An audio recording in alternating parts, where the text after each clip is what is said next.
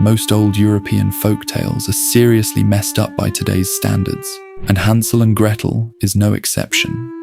The original story has it all: cannibalism, child murder, witchcraft.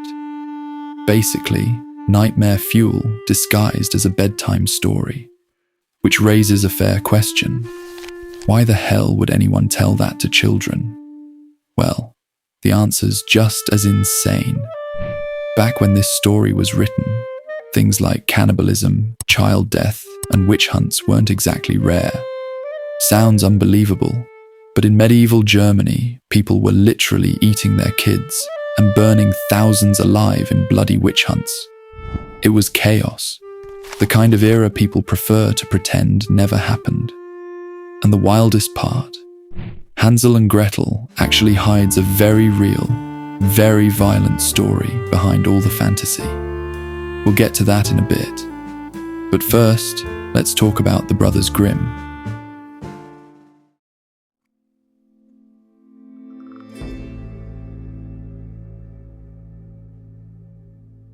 Jacob and Wilhelm Grimm were German scholars who made it their mission to collect and preserve local folklore. During their youth, Napoleon invaded Germany and tore the country apart. The brothers saw that as a threat to German culture, so they decided to save as much of it as they could, one fairy tale at a time. And no, their stories weren't meant for kids. They wrote them for academics, which explains why they didn't shy away from violence, gore, or horror. The brothers spent their lives gathering tales from towns and villages across Germany. Among the hundreds they found was Hansel and Gretel. They first heard it from a woman named Dorothea Wilde, who later married Wilhelm. Over time, the Grimms kept editing the story, tweaking the motivations, imagery, and even the moral messages to make them a bit more Christian. But the skeleton of the story stayed the same, and that's what lets us trace it back to the dark events that inspired it.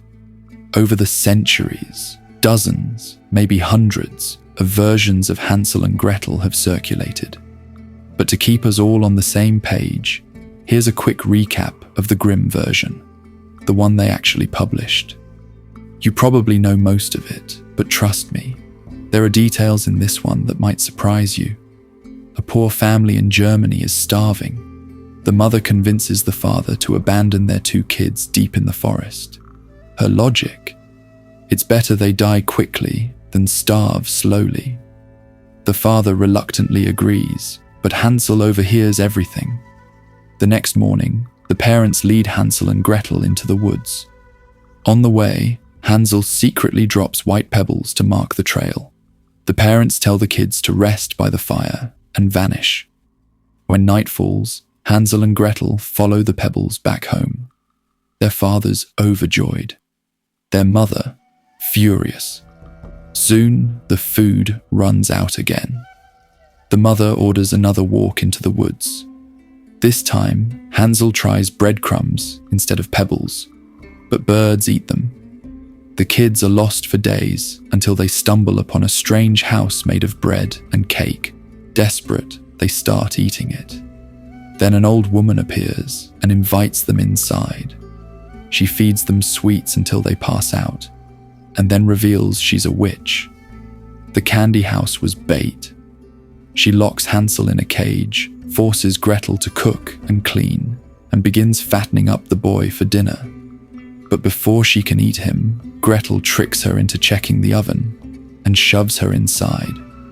The witch burns alive, screaming, as the kids steal her jewels and escape. They eventually make it home, give the treasure to their father, and live comfortably. The mother, conveniently, dies while they're gone.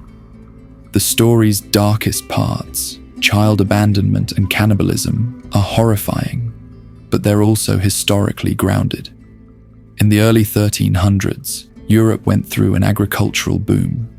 Food was plentiful, people had more children, and populations exploded. But in 1315, a mini ice age hit. Torrential rain ruined crops, and famine spread across the continent. Prices for essentials like grain, salt, and wheat skyrocketed. And even if you could find food, most couldn't afford it. Millions starved. Desperate families did unthinkable things to survive, including, yes, abandoning their children. So Hansel and Gretel wasn't born from imagination. It was a reflection, a brutal mirror of real desperation.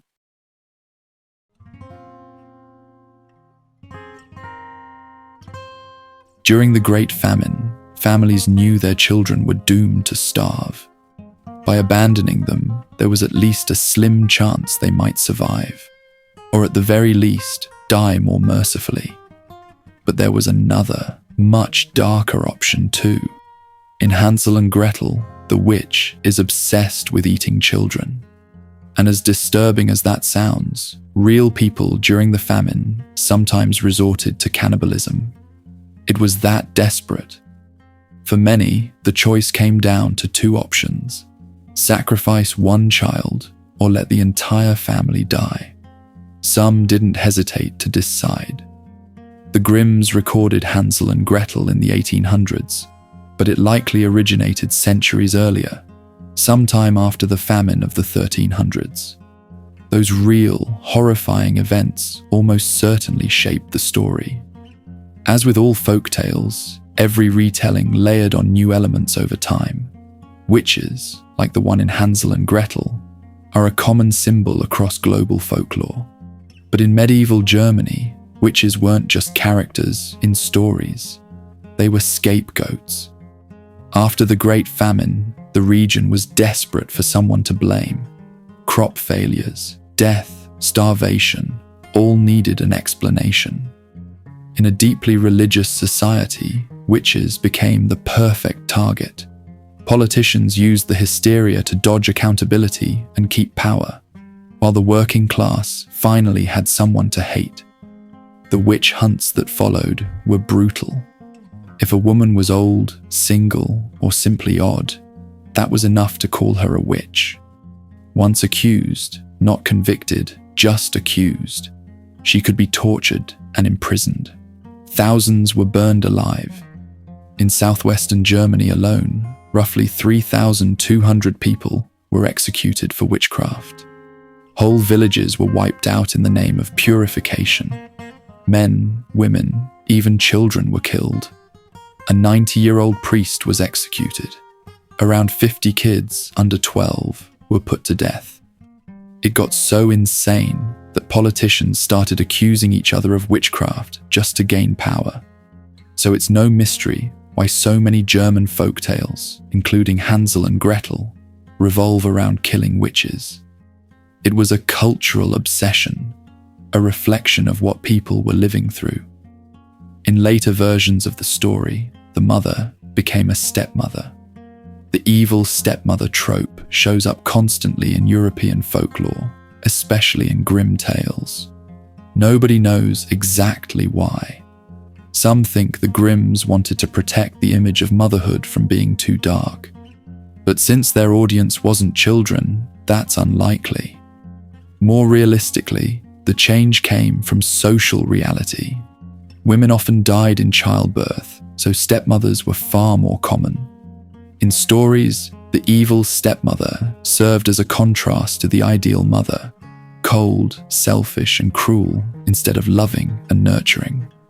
Interestingly, in Hansel and Gretel, the mother, or stepmother, dies right when the witch is killed. A plot twist-worthy theory suggests they're actually the same person, symbolically or psychologically. More likely, though, they just represent two forms of the same evil, and the death of both marks a return to safety under the father's protection. There's nothing particularly unique about Hansel and Gretel itself. It's hard to tell whether it inspired other European stories, or if it simply absorbed pieces from older ones. Its DNA is everywhere. In the Italian tale Nino e Nella, a stepmother abandons her children in the forest, and the father leaves a trail of oats, only for a donkey to eat them. In the French story Petit Poucet, or Little Thumb, Children are again abandoned and captured by an ogre who plans to eat them, but the kids trick him into killing his own daughters instead. There's even Fais Francois, where a young girl decapitates an ogre's wife after pushing the ogre into an oven. These stories all echo each other: lost children, evil parents, cannibalistic monsters, miraculous escapes. Dozens of them exist across Europe, sharing the same haunting themes. So, no, Hansel and Gretel isn't a true story. Not exactly, but it does reveal real truths about the world that created it. A world defined by famine, fear, superstition, and survival. Ugly truths, maybe, but fascinating ones.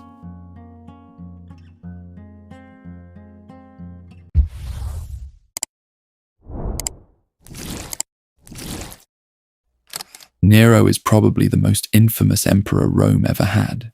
History paints him as a monster. The man who murdered his own mother, killed his wife, kicked his pregnant second wife to death, lit up parties with human torches, and supposedly played the fiddle while Rome burned. But those same history books also say the people of Rome loved him. Nero was anti-corruption, cut taxes, expanded slaves' rights, and even banned the death penalty. So, which is it? Was Nero a cruel, insane tyrant? Or something more complicated? That's what this story's about. Sure, I'll talk about all the horrific stuff he did, but by the end of this, you might start questioning not just Nero's story, but how history itself is written and who gets to write it.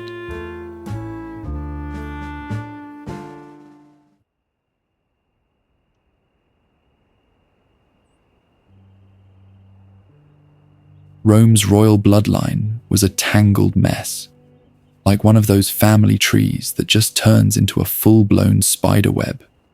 Nero was born the great-great-grandson of Emperor Augustus, not exactly next in line for the throne, but still very much part of the conversation from birth.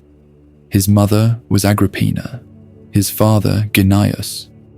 Gnaeus died young, and Agrippina, ever the power player, married Emperor Claudius, who then adopted Nero. Claudius already had a biological son, but he clearly favored Nero. His advisors weren't thrilled about that. They warned Claudius that Nero was spoiled, detached, and showed signs of cruelty. And since Claudius had just followed Emperor Caligula, one of Rome's most unhinged rulers, you can see why people got nervous. But Nero himself didn't seem too interested in power. His mother, on the other hand, definitely was. Agrippina lived for control and manipulation. Her marriage to Claudius was likely just a political move. She wanted her son to become emperor, no matter what it took. And well, she got her wish. Claudius died suddenly, allegedly poisoned by Agrippina with a plate of mushrooms. Historians debate that part, but honestly, it fits her character a little too well. With Claudius gone and his son too young to rule, 16-year-old Nero became emperor of Rome. Once on the throne, Nero basically said, "Yeah, I don't actually want this job." He did whatever he wanted instead. At that time, artists were the lowest of the low in Roman society, but Nero adored them. He was creative himself, so he started hanging out in theaters and bars, sometimes getting drunk and randomly joining stage plays just for fun. He even threw massive public orgies and once married a man who took part in one. Whether he truly related to the lower classes or just liked their company, one thing was clear: they loved him. His charisma and rebellious, artistic energy made him a people's favorite. And he didn't just talk, he took real action. Nero inherited a broke empire drowning in debt, so he restructured the tax system to help ordinary people. He lowered taxes on individuals and businesses, funded public works to create jobs, and gave slaves the legal right to file complaints against their masters, something unheard of at the time. He even ended a war peacefully with the Parthian Empire. So yeah, the people loved him, but the elites, the Senate, they despised him. To them, Nero was making a mockery of the throne, mingling with artists, empowering slaves, and acting like some commoner. So Nero built his own circle of trusted allies, one that didn't include his mother. Agrippina, who had expected to rule through her son, was furious. She started supporting Nero's stepbrother Britannicus as a potential rival, and that's where Nero's downfall begins. Nero found out his mother was plotting with Britannicus to overthrow him, so he poisoned Britannicus first. Problem solved. Then came Agrippina. Nero started to wonder if he even needed her anymore, and decided he didn't. He invited her onto a boat secretly rigged to sink. It did, but Agrippina survived, swimming to shore. When she reached land, Nero's soldiers were waiting. They stabbed her to death. It's said that as they approached, she told them to stab her in the stomach, the place where she had nurtured the monster. It's poetic, almost too poetic, and maybe it didn't even happen that way.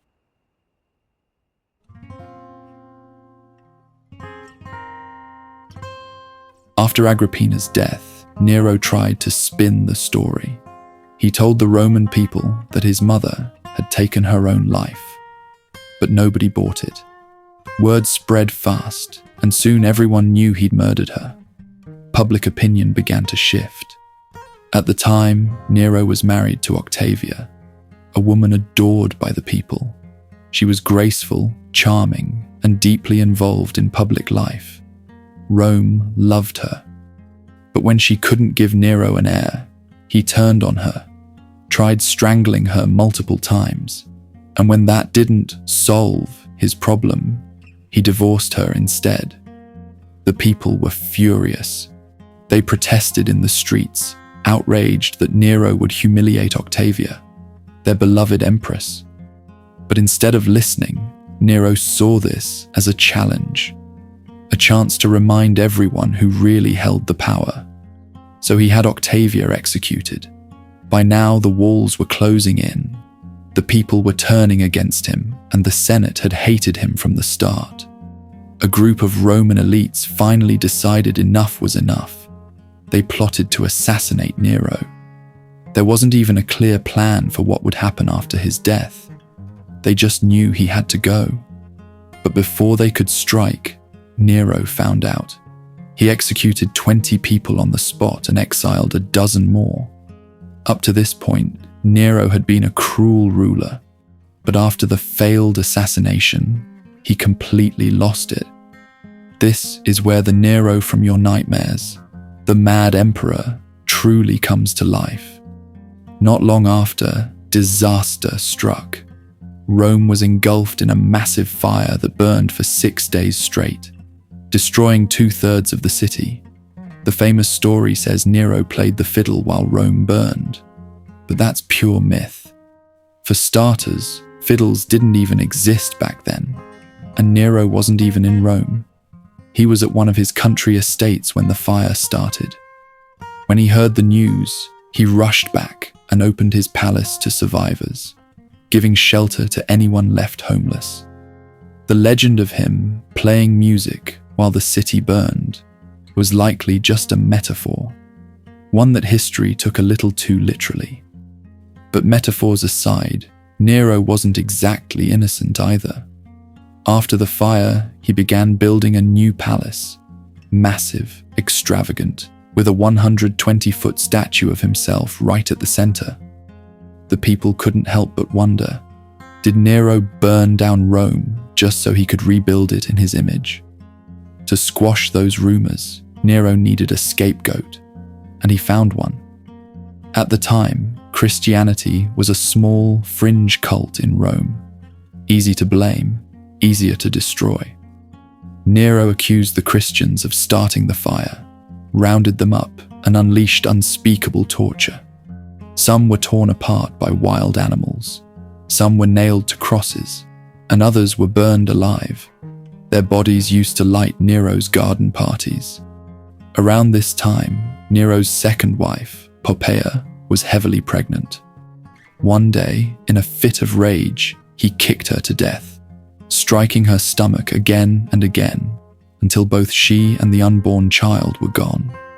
He then had her body embalmed and preserved in glass, so he could visit her every night and talk to her corpse. And if that wasn't enough, Nero later spotted a 13-year-old boy named Sporus, who looked eerily like Poppaea. He had the boy kidnapped, castrated, dressed in Poppaea's clothes, and forced to live as Nero's new wife. He even paraded Sporus around in public as a Roman empress, and on stage, Nero would perform plays wearing a mask of Poppaea's face. Meanwhile, the empire was falling apart. His new palace and colossal statue had drained Rome's treasury dry. When Nero ordered his advisor Vindex to raise taxes, that was the final straw. Vindex defected, joining forces with the governor of Spain and the royal guard to overthrow him. By now, Nero was living in constant paranoia. He knew death was coming. One morning, he woke up to an empty palace. He ran through the halls screaming for help, shouting into the silence, "Do I have no friends left? Not even an enemy?" With no one left to protect him, Nero fled to one of his estates in the countryside. When soldiers came for him, he begged his slaves to kill him. They refused. So Nero took his own life, stabbing himself in the neck while saying his final words, "What an artist dies in me." Nero had once been adored by the common people, a ruler who gave them rights, opportunity, and entertainment. But those people didn't write the history books.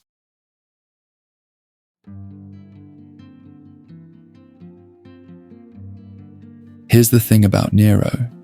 Everything we know about him comes from just three men: Tacitus, Cassius Dio, and Suetonius. All three were wealthy political elites. All three despised Nero, and all three wrote about him decades after he was already dead. By the time they put pen to paper, Nero's entire family line was gone, and Rome had a new dynasty in power. So of course, it was in their best interest to drag his name through the mud. The worse they made Nero look, the better the new regime seemed by comparison. Their writings followed a classic Roman political tactic called vituperatio. Basically, the ancient version of say whatever you want about your enemies. No limits, no rules, no fact-checking. You could straight up make things up and people would just nod along. And when you look closely, a lot of the stories about Nero start to fall apart. For example, that famous line about his mother begging to be stabbed in the stomach where the monster was nurtured. That exact line appeared in a play written just a few years before. A fictional story with completely made-up characters. Even the accounts of the Great Fire sound suspiciously recycled. They match earlier stories of other Roman cities being burned in attacks. And then there's Poppaea, the wife he supposedly kicked to death while she was pregnant. But here's the thing. Nero was obsessed with her. He was mourning their lost child and desperate for another. Would it really make sense for him to kill her? There's no hard evidence he did, only claims made by his political enemies. And even that story, the murdered pregnant wife, was a popular trope in Roman literature at the time. Over the centuries, Nero's name became synonymous with evil itself. Some scholars even argue that the concept of the Antichrist was modeled after him. But now, modern historians are starting to wonder, maybe Nero wasn't the monster we've been told he was. Maybe he wasn't a saint either, but he might not have been the devil. The story of Nero is one of history's greatest reminders of just how powerful narrative control really is.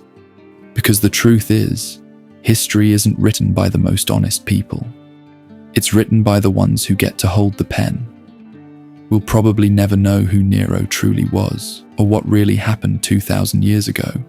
But in the end, it almost doesn't matter, because when it comes to history, what's written counts more than what's true.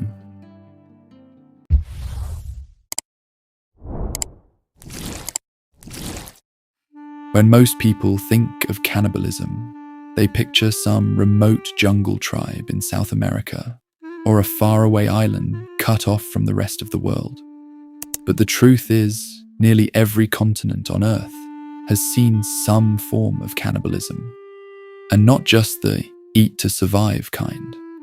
Almost every advanced civilization throughout history has practiced some version of socially acceptable cannibalism. It's nowhere near common today, but it's been around literally since the dawn of humankind. The reasons behind it can be broken down into 4 main categories, and we're going to look at each one. I'll show you how cannibalism has appeared across history and where it fits into the bigger story of humanity. But first, we need to understand what the word actually means, because it's a lot more complicated than just humans eating humans.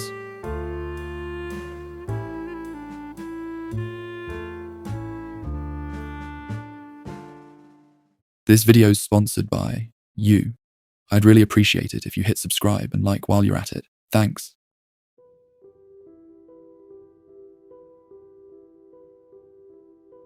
The word cannibal comes from the Spanish term Cannibal. When Christopher Columbus landed in the Caribbean, he wrote about a tribe of man-eaters who supposedly terrorized the nearby islands. He called them the Caribs.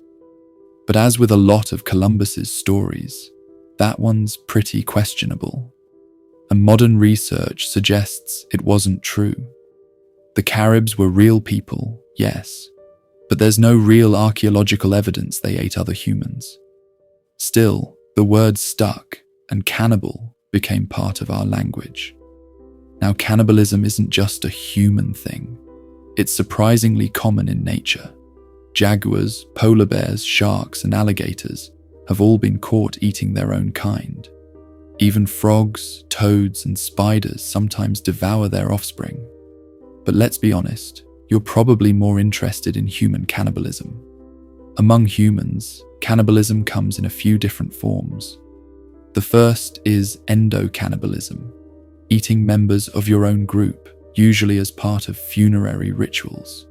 It's not about survival, it's about honoring the dead. Then there's exocannibalism, which is the opposite, eating outsiders, like enemies, prisoners of war, or invaders. Most anthropologists sort human cannibalism into one of these two: endo, inside the group, or exo, outside the group. There's also autocannibalism, which is when someone eats parts of their own body. That could mean anything from biting your nails to more extreme acts tied to rituals, torture, or self-harm. So, why do people eat people? In 2016, archaeologist James Cole conducted one of the most detailed studies ever on the nutritional value of the human body. He found that, calorie-wise, humans are about as nourishing as any other animal our size. On average, one full human body provides around 125,000 calories. Sounds like a lot, right? But when you factor in the realities that most people lived in groups, shared food among many, and burned thousands of calories a day just surviving, it's not that impressive. Plus, killing and butchering another human isn't exactly simple. There's the risk of being attacked, the physical labor of butchering, and let's be real, bones and teeth don't exactly make for an appetizing meal. So for most of human history, hunting animals was way easier, safer, and better for the community. That's why cannibalism, while undeniably part of human history, wasn't really about nutrition. It almost always served a purpose beyond basic survival. As we'll explore, those purposes generally fall into 4 categories. The first, cannibalism as a solution, where eating human flesh is believed to solve a problem, either personal or societal. The second, cannibalism as culture, where it takes on a deeper ritual or religious meaning within a community. Sometimes these two overlap, but not always. Next, there's cannibalism for survival. Probably the only context where people see it as remotely understandable. Think shipwrecks, plane crashes, or famines. Situations so desperate that survival overrides everything else. And then there's cannibalism as a crime, the darkest one. Why do some serial killers go beyond murder and actually eat their victims? There's one more layer too, something more abstract, more cultural, even philosophical. But before we get there, let's explore these core functions of cannibalism.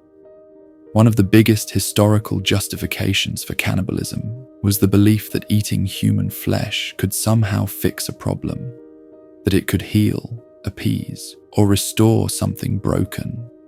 Take the Aztecs, for example. Their belief system was wildly complex, but in short, they were obsessed with keeping the gods happy. They believed the universe had already been destroyed 4 times before, and their current age, the 5th sun, only existed because the gods had sacrificed their own blood to keep the sun moving and the world alive. So, to repay that divine favor, the Aztecs offered human sacrifices, literally feeding the gods with blood to keep the sun burning. During annual rituals, war captives were sacrificed atop temples, their hearts offered to the sun god. Their limbs were then cooked in a stew of peppers and tomatoes, but only a select few noble families were allowed to eat it. The act wasn't about enjoying the meal. It wasn't even really about the eating part. It was about duty, about continuing cosmic balance. There's no evidence that the Aztecs were enthusiastic cannibals or that they killed people just to eat them. Cannibalism was a side note in a much larger system of faith and fear, a ritual necessity, not a craving. Now move over to Europe and you find something just as disturbing, but in an entirely different flavor. In the 16th and 17th centuries, medical cannibalism was a thing. People genuinely believed consuming human flesh, bone, or blood could heal them.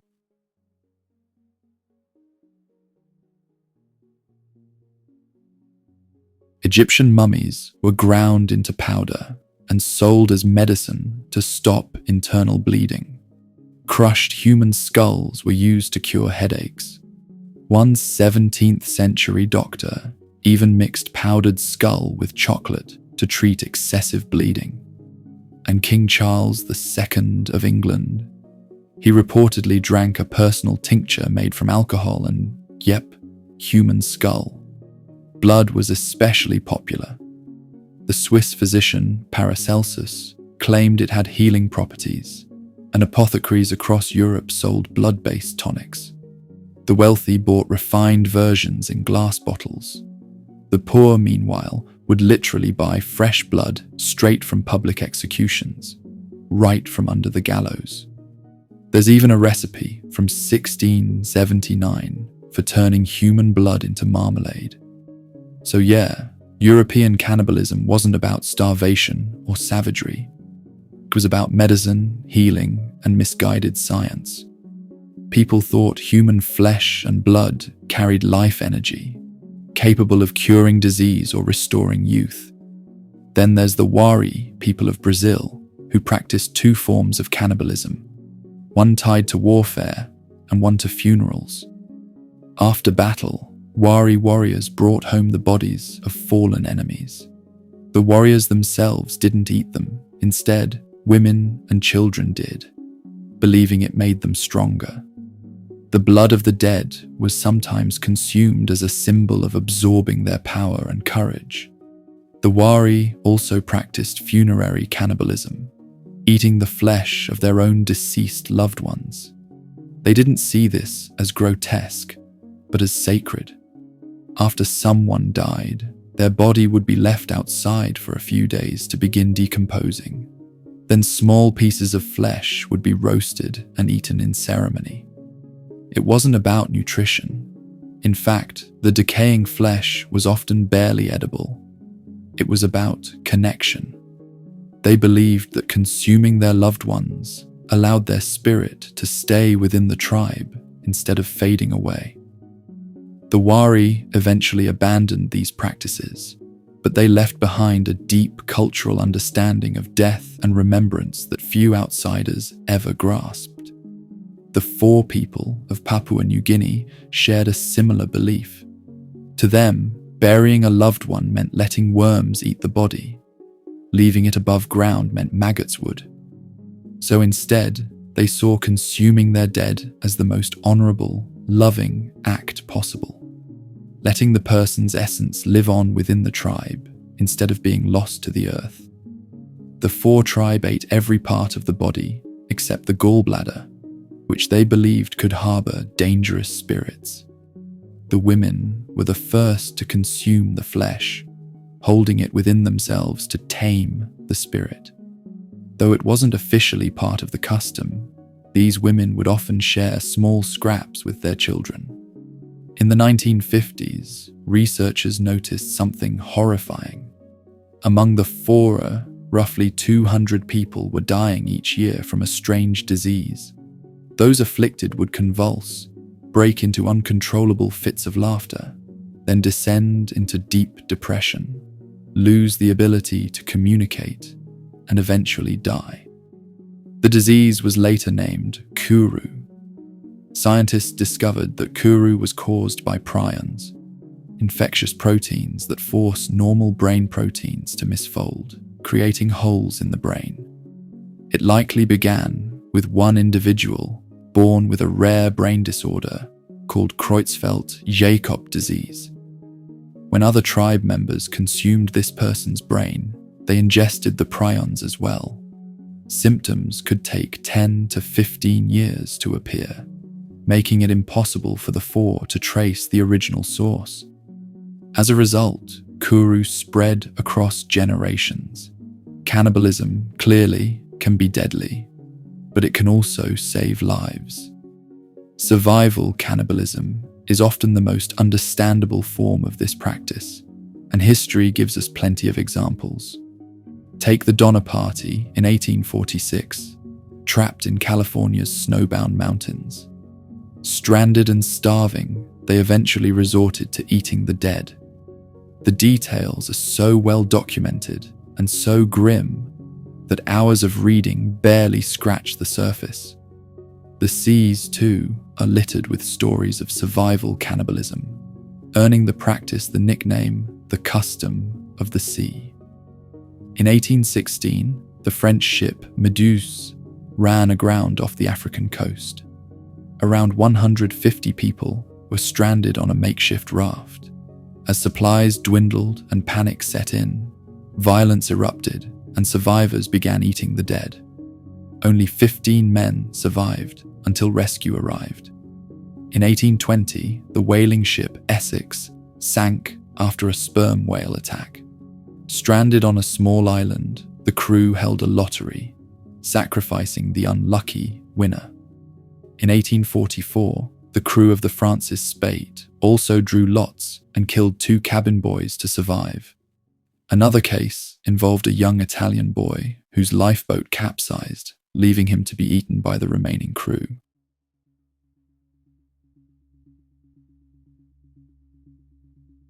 Surprisingly, most of these sailors faced no legal repercussions, but as cannibalism at sea became more common, courts had to intervene. In 1884, the British yacht Minette ran into trouble en route to Sydney. Stranded with dwindling provisions, 17-year-old cabin boy Richard Parker fell gravely ill after drinking seawater. Captain Tom Dudley decided to stab him to death, believing it necessary to save the others. They survived 24 days by consuming Parker's body. Upon returning home, Dudley and his crew were charged, mainly for not holding a lottery to determine the victim. The court ultimately ruled it wasn't murder, and they served just 6 months in jail. A more modern example came in 1972 with Uruguayan Air Force Flight 571 carrying the old Christians rugby team to Chile, along with friends and family. Many aboard were social elites, the president's nephews, the children of a famed heart surgeon and a well-known painter. After a crash in the Andes, survivors faced starvation and freezing conditions, forcing them into acts of survival cannibalism to stay alive. The flight over the Andes was treacherous, notoriously dangerous skies for any pilot. The crew decided to take the Plen Pass, believing it would be safe. Just an hour after takeoff, the co-pilot, confident he'd navigated the pass, made a sharp right turn, only to realize too late that he hadn't cleared the mountain. The plane struck the side of a peak. One wing broke off, tearing away the tail section and 7 passengers. The other wing fell soon after, and the cabin tumbled down the snowy slopes, finally coming to rest in a deep blanket of pristine white snow. For the survivors, it couldn't have been a worse place to be stranded. 11,500 feet above sea level, temperatures plunging to minus 22 degrees Fahrenheit at night, surrounded only by mountains and snow, with no signs of shelter or civilization. The plane's white fuselage blended perfectly with the snow, invisible to any rescue from above. Out of the 45 passengers, 33 survived the initial crash. By nightfall, 5 more had died.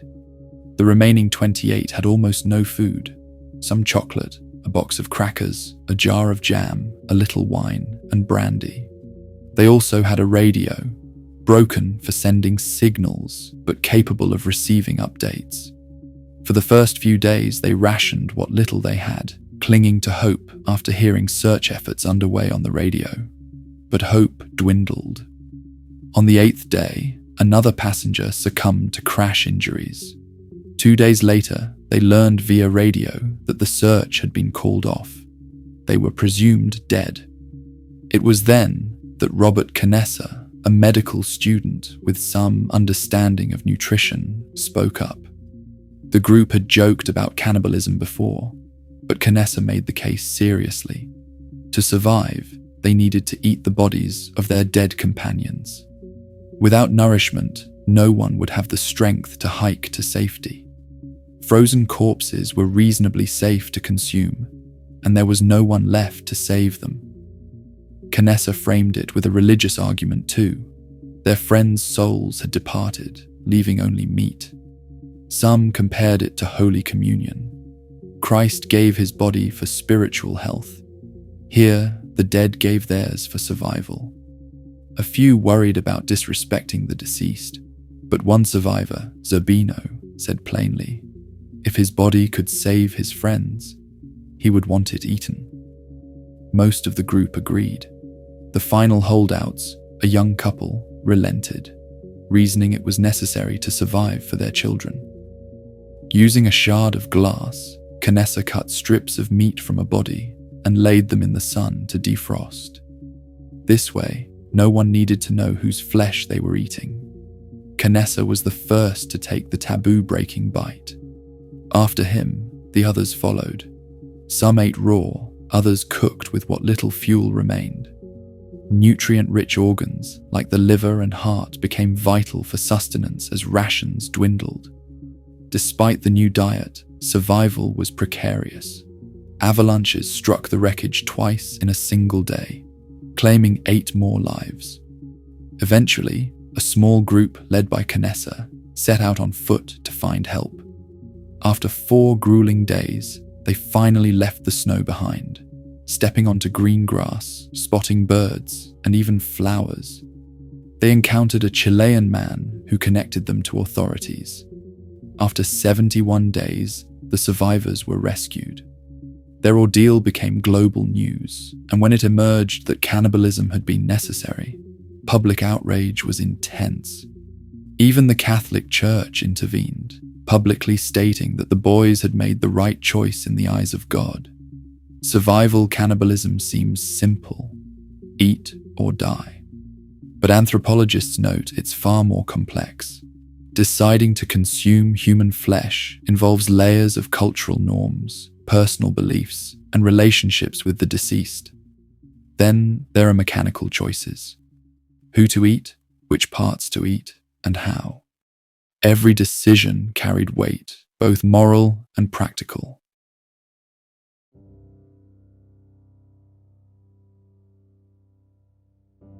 Anthropologists have actually identified patterns that often emerge in survival cannibalism. First, and perhaps unsurprisingly, it's always a last resort. People will eat nearly anything before turning to human flesh.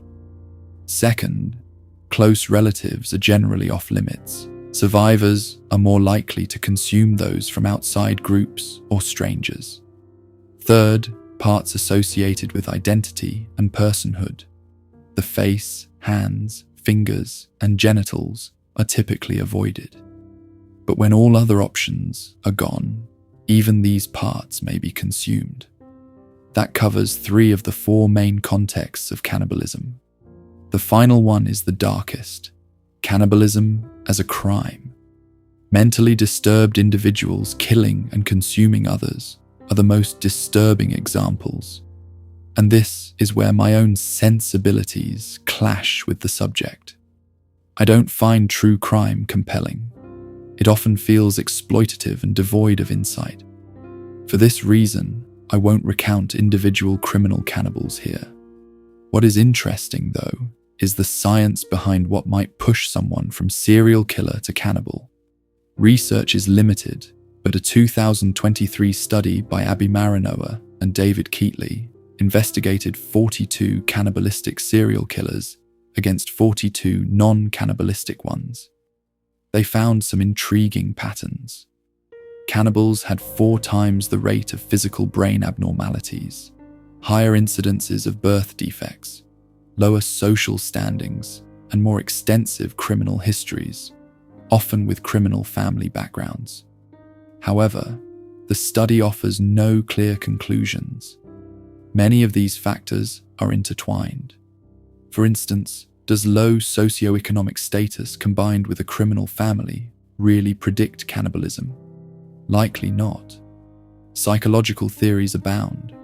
Some suggest overdependence on the mother in childhood, others sudden trauma. But these remain speculative. Hard data is sparse simply because criminal cannibalism is so rare. And honestly, the criminal act of cannibalism is so extreme, it may tell us little about humanity or culture. But examining our species' broader relationship with cannibalism opens more meaningful conversations. Consider the past.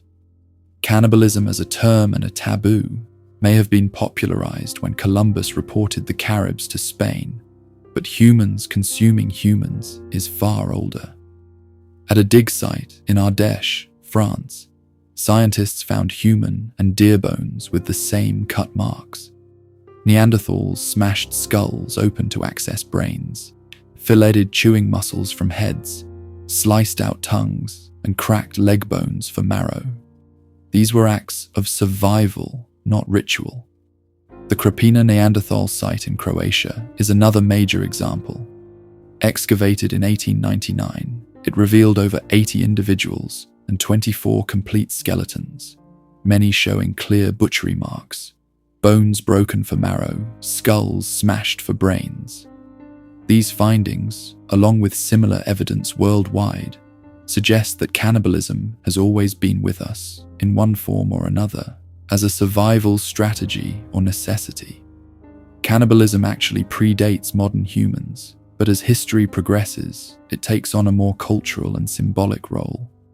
In the 2nd century AD, the Roman satirist Juvenal, living in the empire's bustling, diverse capital, used xenophobia as a recurring theme.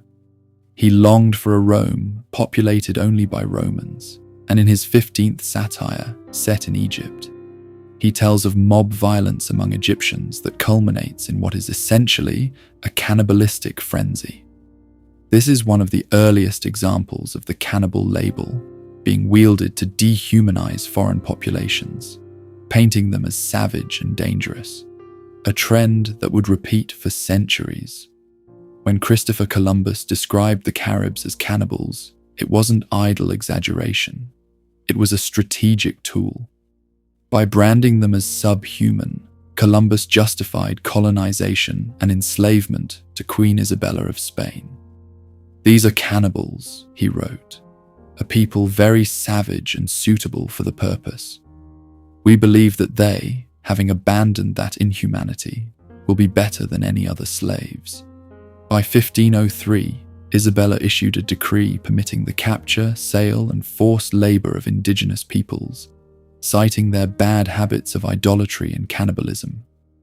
Early colonial accounts of cannibalism were commonplace and often unreliable, but the pattern is clear. Labeling a group as cannibals became a weapon of power, used to legitimize conquest, exploitation, and subjugation. In the 1970s, William Ahrens shook the academic world with the man-eating myth, boldly claiming that culturally sanctioned cannibalism never actually existed. According to Ahrens, the entire concept had been a tool of oppression. Explorers, anthropologists, and colonizers inventing the idea to justify domination. His book sparked heated debate and forced historians to re-evaluate centuries of reports.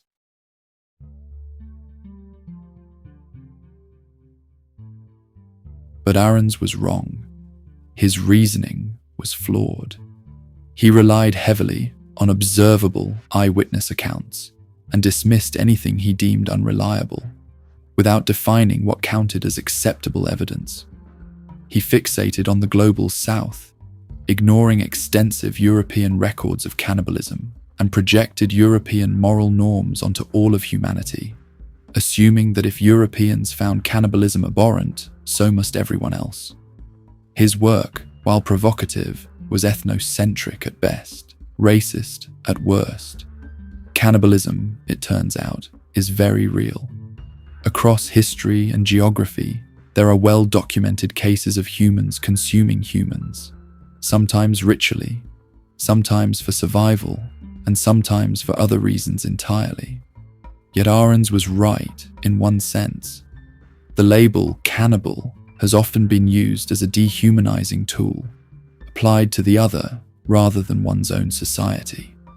From Juvenal to Columbus to modern stereotypes, calling someone a cannibal has been a way to justify power, exploitation, and fear.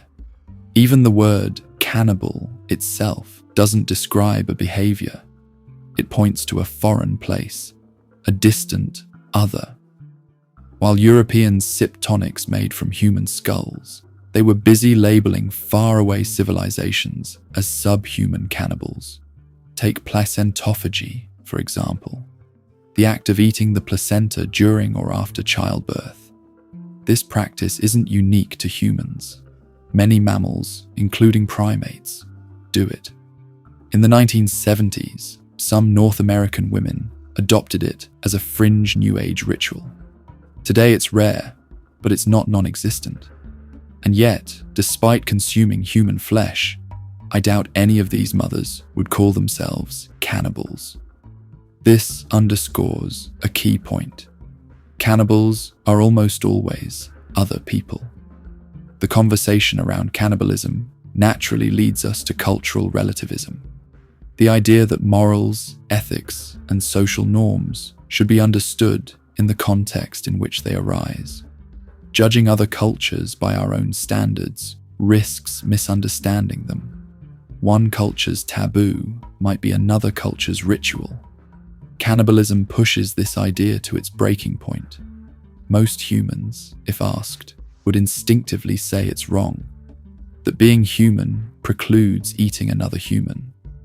But when we step back and look at the practice holistically, this assumption begins to crumble.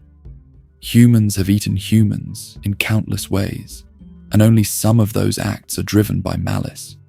Cannibalism isn't just about food. It intersects with spirituality, culture, survival, criminality, and even politics. Understanding its many dimensions won't save the world, It won't even change your daily life, but it enriches our understanding of humanity. It reminds us that being human isn't just a matter of biology. It's a web of choices, beliefs, and behaviors, some of which are shocking, some of which are deeply meaningful. Cannibalism is more than eating people. It's a window into what humans are capable of and what makes us human at all.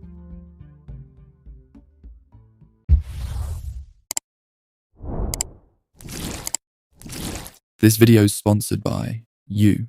I'd really appreciate it if you hit subscribe and like while you're at it. Thanks. Technology is slowly draining the life out of us. Our days feel dull, our minds empty, our souls disconnected, our mental and spiritual health completely wrecked. And thanks to big tech and industrial society, the planet isn't doing much better either. This isn't about politics, not left or right, not conservative or liberal. The problems that technology has unleashed are universal, and they're only getting worse. So maybe, just maybe, it's time to burn it all down and start over. That was the philosophy of the Unabomber, Ted Kaczynski.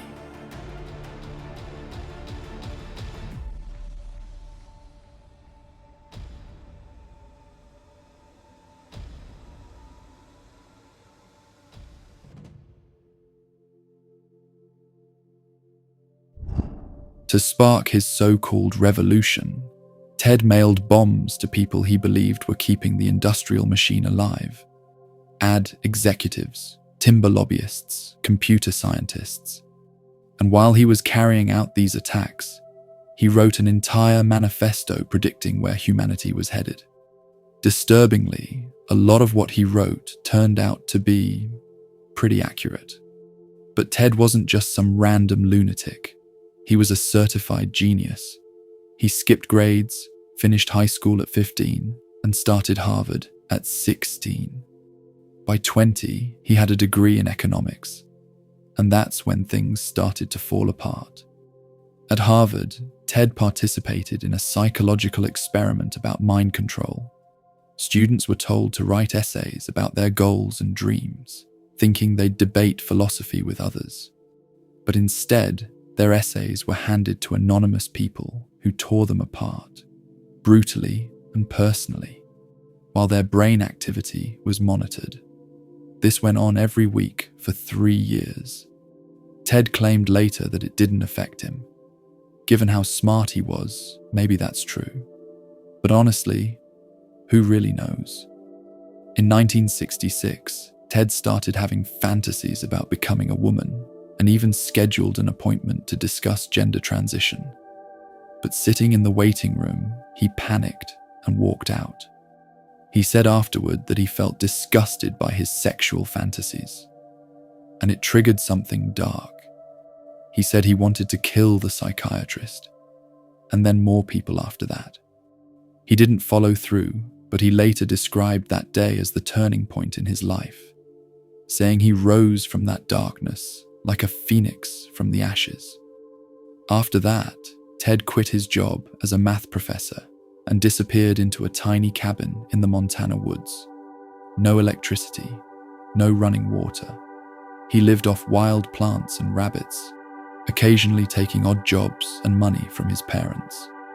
His dream was to live completely off the grid, fully self-sufficient. And it's there, in that cabin, that Ted's war on modern society truly began.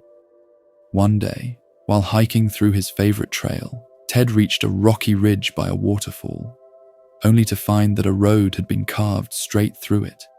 He later said, "You just can't imagine how upset I was."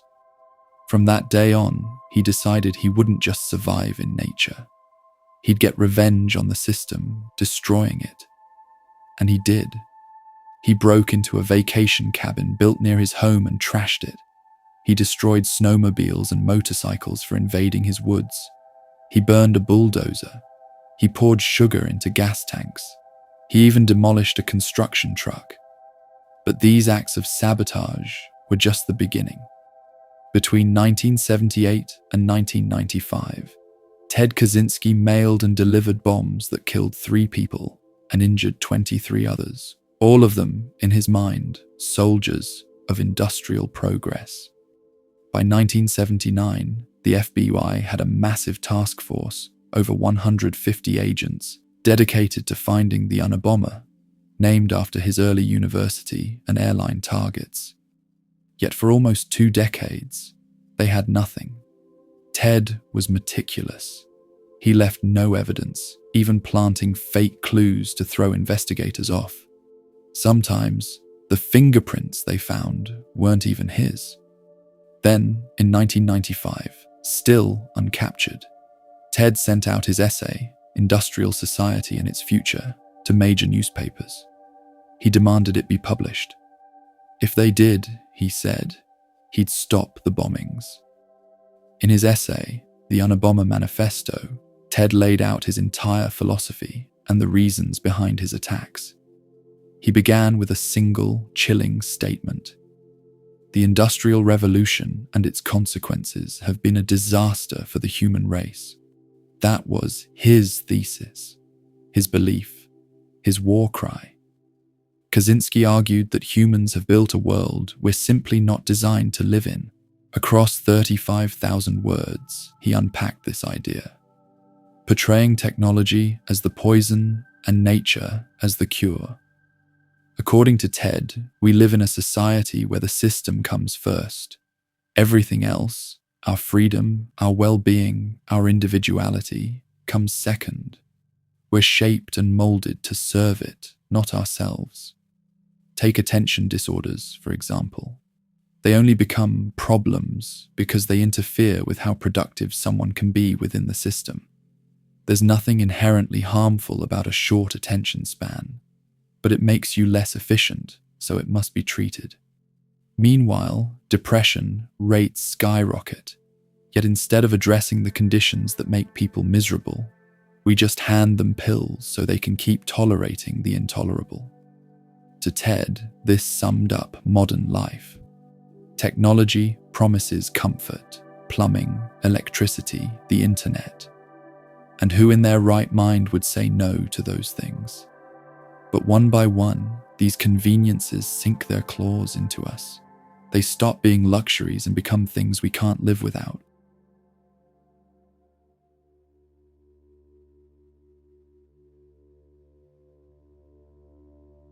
He used the automobile as an example. Once upon a time, owning a car was optional, a privilege. But then, cities began to revolve around cars. Roads replaced trails, suburbs sprawled out, and suddenly, not owning a car meant being trapped.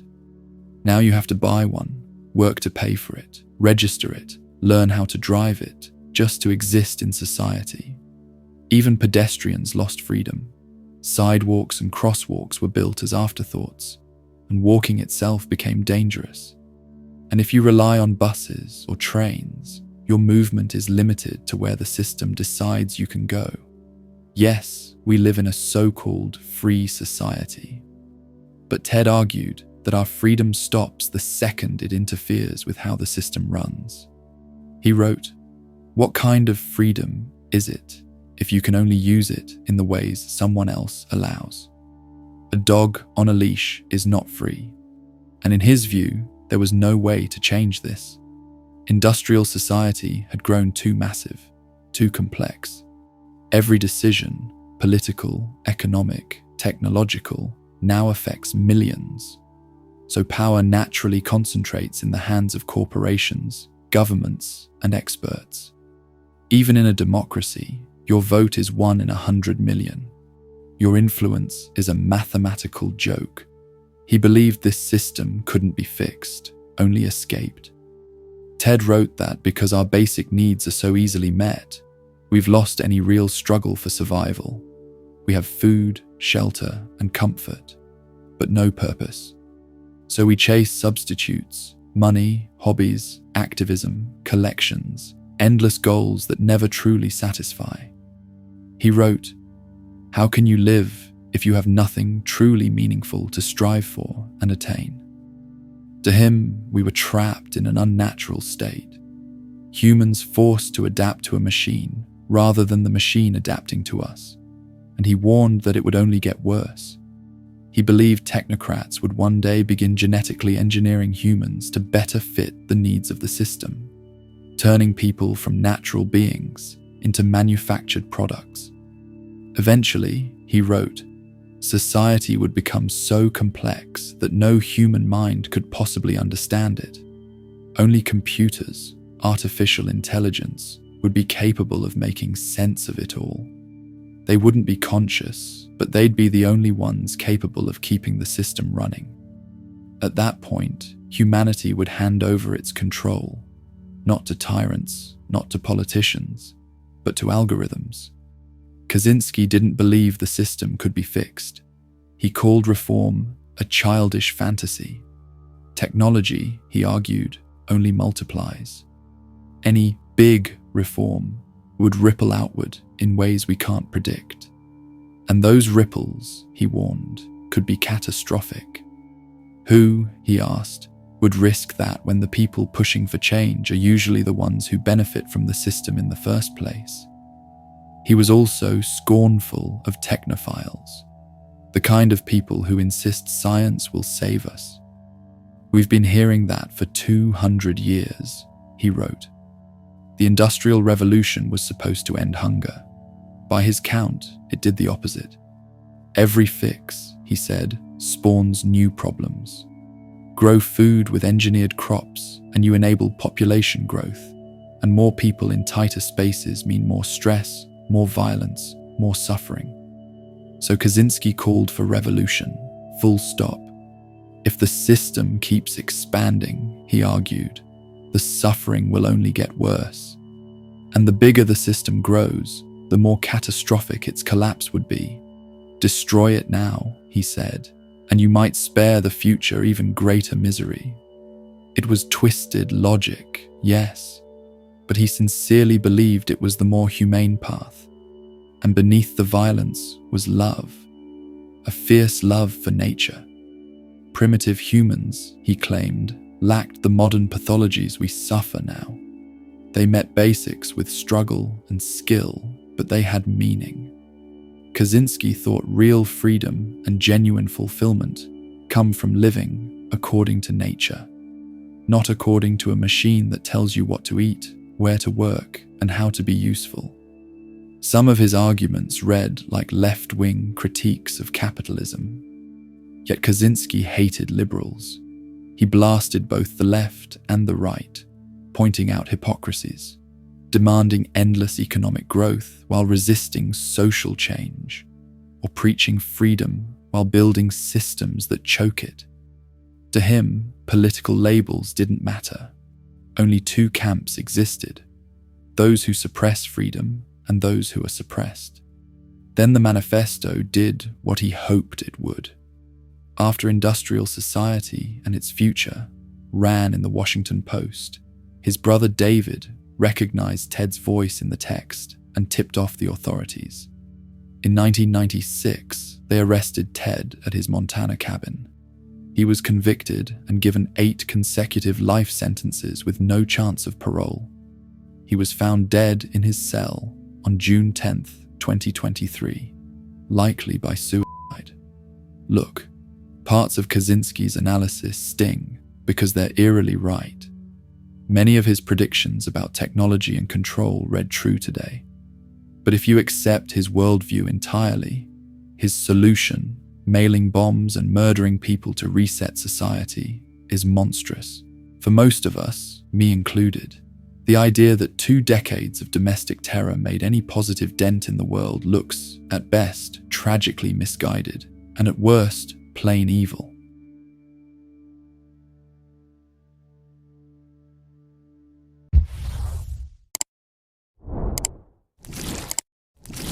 This video is sponsored by you. I'd really appreciate it if you hit subscribe and like while you're at it. Thanks. Why do we all crave constant stimulation?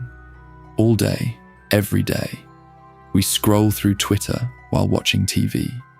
We play podcasts while working, And we even watch TikToks that are literally split-screen TikToks, so we can watch a TikTok while watching a TikTok.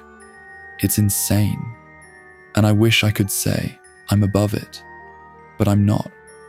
I'm just as deep in it as anyone, probably even worse.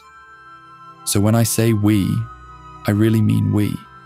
But how did we end up here? Why can't we just sit in silence for 2 minutes without feeling that wave of anxiety? Why do we always need to be watching or listening to something? What happened to us? The easy answer is dopamine, that little pleasure chemical everyone blames for everything. That's the explanation most people think of first. And honestly, I used to believe it too. But turns out, while dopamine does play a role, that whole quick hit story is kind of a myth. And that's what we're going to dig into. Because the real reason has more to do with how we misunderstand dopamine, our shrinking attention spans, and a massive broken promise we've been living under.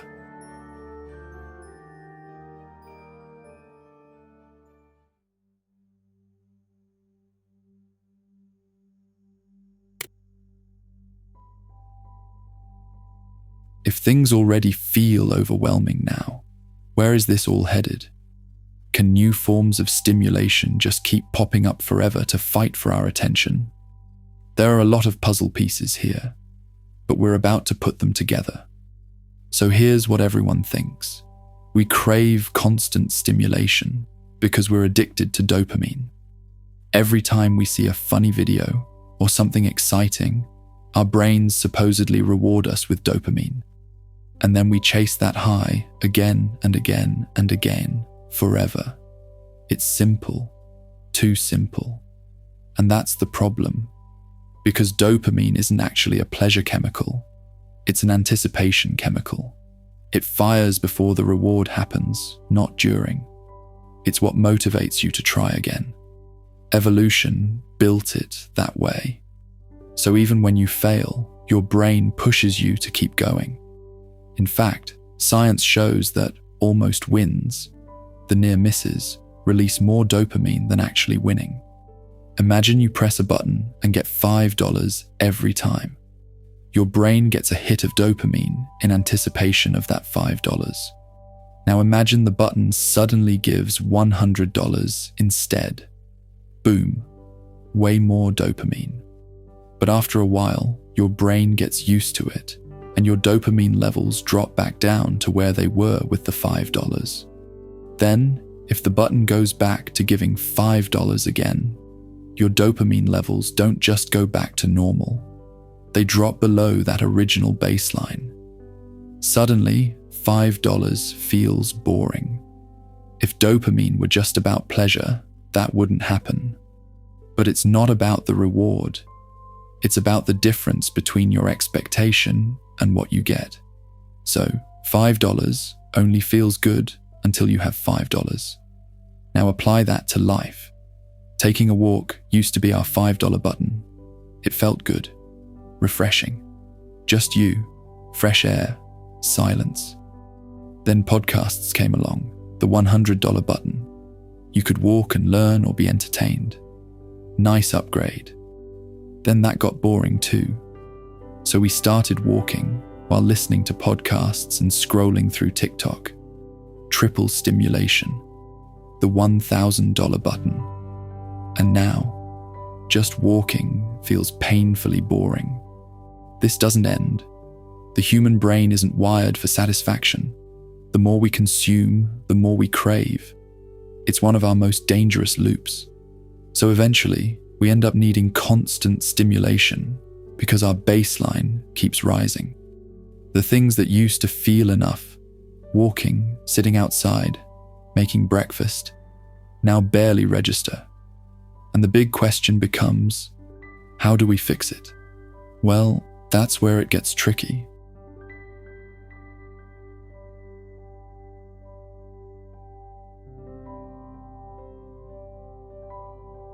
To fix this problem, we first need to understand it completely. Dopamine is part of the story, sure, but it's not the whole picture. Our attention spans are getting shorter, like visibly shorter. We all feel it, but studies actually prove it.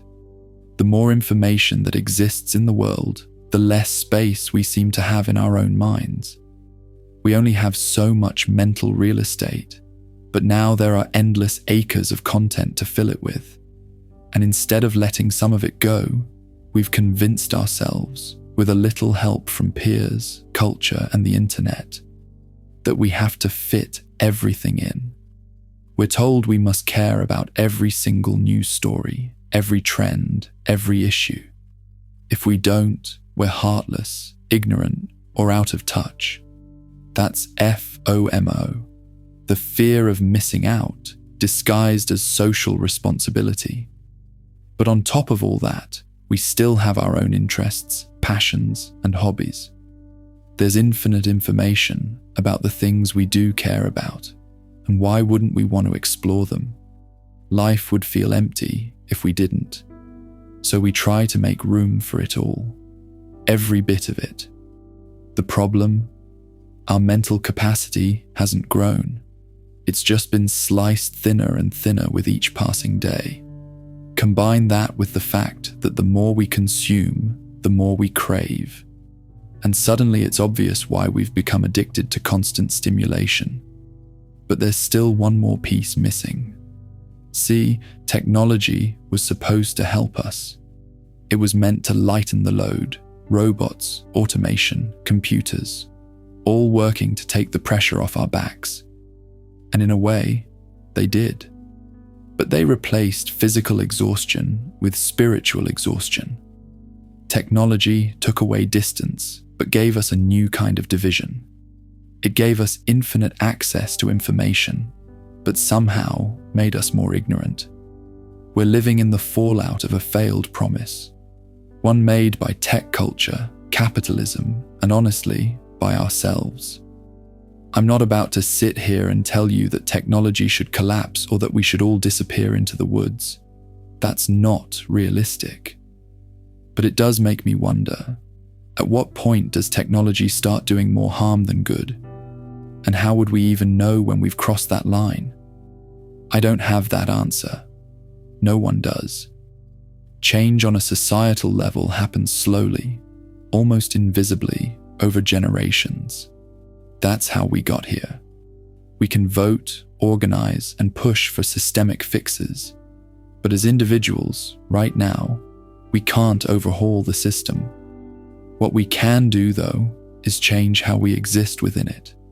If you came here looking for a perfect step-by-step guide on how to break free from all this, I'm sorry, this video isn't that. Honestly, no video is. We're all too different brains, experiences, cultures, and circumstances. There's no one-size-fits-all fix for a problem this deep. Meditation might help some people. Digital detoxes might work for others. But for some, those things just aren't realistic. There's no universal cure. All I can offer is my perspective. And maybe it helps. Maybe it doesn't. But I'm not saying this from a place of victory. I'm saying it as someone still in the middle of it. Those little hits of pleasure we chase, they're not real happiness. Maybe it's time we rethink what true happiness even means. Maybe we need to find joy, not just in the rewards, but in the process, in the trying, the building, the discovering. Because let's be honest, consuming media is effortless, but changing ourselves, that's brutally hard, especially in a world designed to keep us distracted.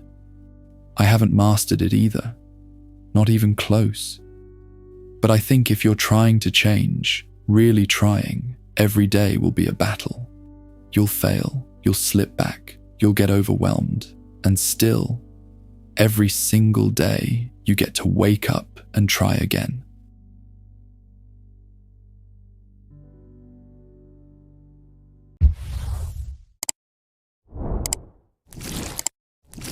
This video is sponsored by you. I'd really appreciate it if you hit subscribe and like while you're at it. Thanks. American author Hunter S. Thompson once wrote. We had 2 bags of grass, 75 pellets of mescaline, 5 sheets of high-powered blotter, acid, a salt shaker full of cocaine, and a whole galaxy of multicolored uppers, downers, screamers, laughers, and also a quart of tequila, a quart of rum, a case of Budweiser, and a pint of raw ether. The only thing that really worried me was the ether.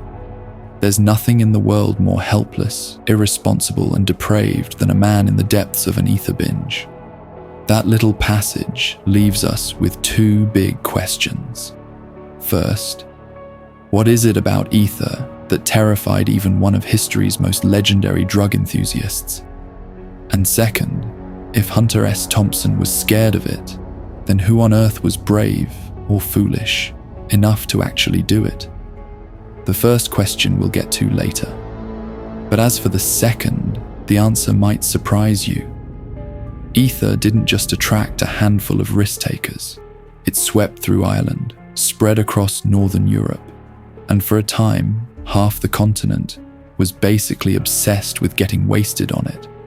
Some villages had addiction rates of over 90%. Ether was more popular than alcohol and far, far worse in almost every way. So how did a chemical this dangerous go from forgotten lab experiment to Europe's favorite way to get wrecked? Let's talk about the wild rise and even wilder fall of what might just be the dirtiest drug in history.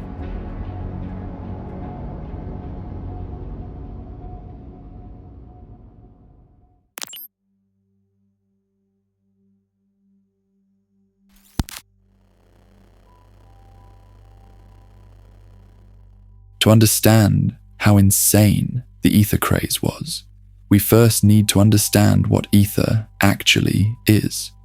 Diethyl ether is made by heating alcohol with sulfuric acid. Already, that doesn't sound like something you should ever be drinking or inhaling, but it was cheap, easy to make, and could be produced in massive quantities. What's fascinating about ether is how mysterious its origins are. We know where opium came from. We know who first isolated cocaine. We know who first smoked weed. But ether, she's more of a shadowy character.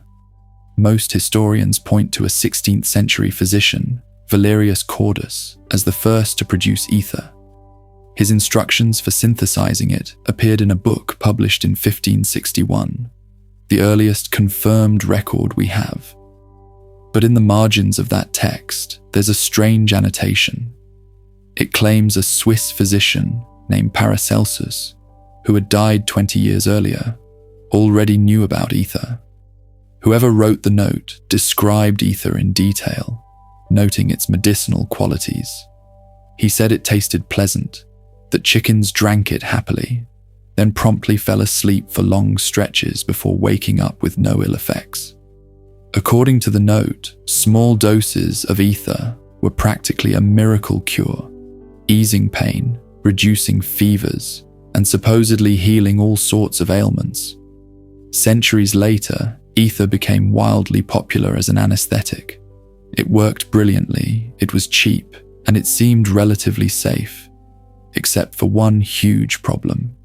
Ether was ridiculously flammable, explosively flammable.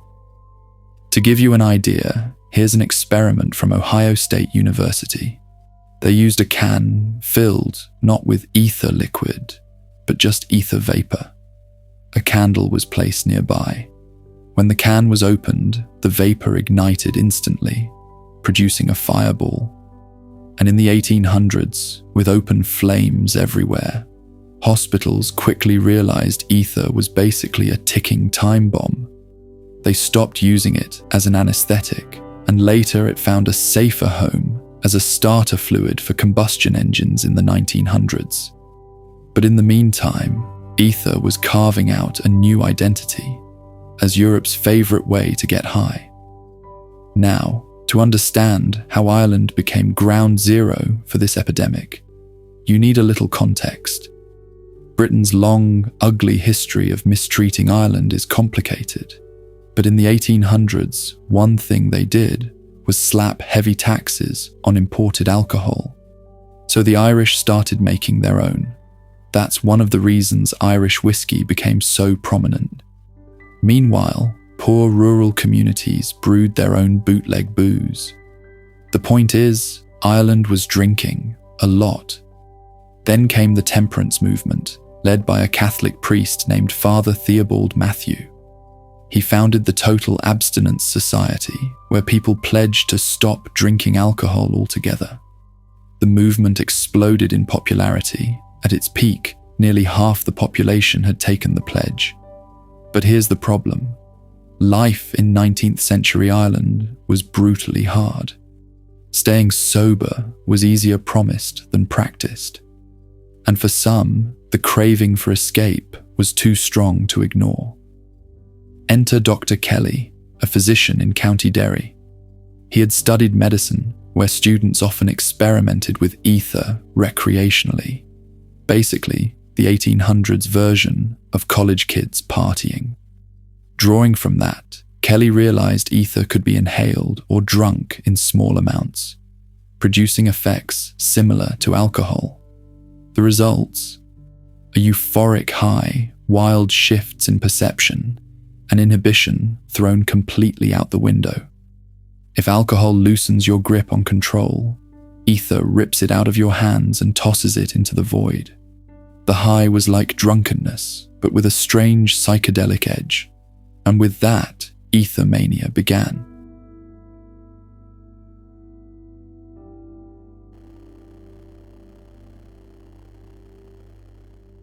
Ether was not harmless. Far from it. Drinking it could burn holes in your stomach. It made your skin, hair, and sweat reek of chemicals for weeks. It made you drool, and it blessed you with some of the most vile, sulfur-fueled burps and farts imaginable. Now, unlike alcohol or opium, ether doesn't create a physical dependence. If you used it for a long time and then stopped, you wouldn't suffer withdrawals. But it was incredibly psychologically addictive. The high came on fast, wore off fast, and lasted only about 20 minutes, which meant if you wanted to stay high, you had to keep drinking or huffing it constantly. Luckily for users, ether was dirt cheap and easy to get. Dr. Kelly, ever the generous type, started prescribing and sharing ether with his patients and friends. The idea caught fire almost instantly. Soon, ether wasn't just a doctor's secret. It was being sold openly in pharmacies, grocery stores, corner shops, even by traveling salesmen who'd haul it out to the countryside. And here's the twisted part. Drinking ether technically didn't break the temperance pledge, since it wasn't alcohol. That loophole made it wildly popular with Irish teetotalers. One priest even praised it as a liquor on which a man could get drunk with a clean conscience. Children got in on it too. School kids as young as 10 would drink ether before class. Teachers reported smelling it on their skin. Shopkeepers would even give kids a glass of ether as a treat when they ran errands. Before long, entire villages reeked of it. The odor clung not just to people, but to their homes, their streets, even the hedges outside. The first attempt to curb the problem was laughable. The government tried adulterating ether with naphtha, a chemical that smelled even worse. But people just mixed it with sugar and kept drinking. It wasn't until 1891, when Britain officially classified ether as poison and tightly regulated its sale, that the Irish ether craze finally burned out. But that wasn't the end of ether. By then, it had already spread across the Baltic countries, Estonia, Finland, Poland, and Norway. Among the poor, ether became a cultural staple.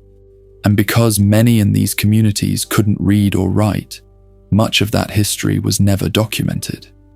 But we do have a few glimpses. One 1930s study in Poland examined about 3,500 people, and 25 admitted to drinking ether. That sounds small until you zoom in. In some villages, 90% of people, were regular ether users. Police reported that ether smuggling rivaled alcohol smuggling, with seizures tripling every year. It was cheaper than vodka, and so people drank it. A lot. The epidemic was everywhere. Villages, cities, churches, mines, shops. Ether use wasn't even frowned upon. It was socially acceptable. In 1934, a Polish newspaper wrote that young boys drank ether like others drank vodka. If a stranger visited a village and wanted to dance with the local girls, he had to bring ether with him. And the girls, they drank it too, because not drinking ether made you unpopular. The government tried to intervene, warning that ether was harming the nation's health. But poor communities pushed back. To them, ether was affordable relief, and they suspected the government's real motive was to protect the alcohol industry's profits.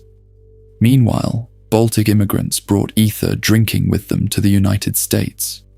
In Michigan, Finnish and Swedish communities mixed ether with whiskey. But the practice began to die out when Stalin rose to power.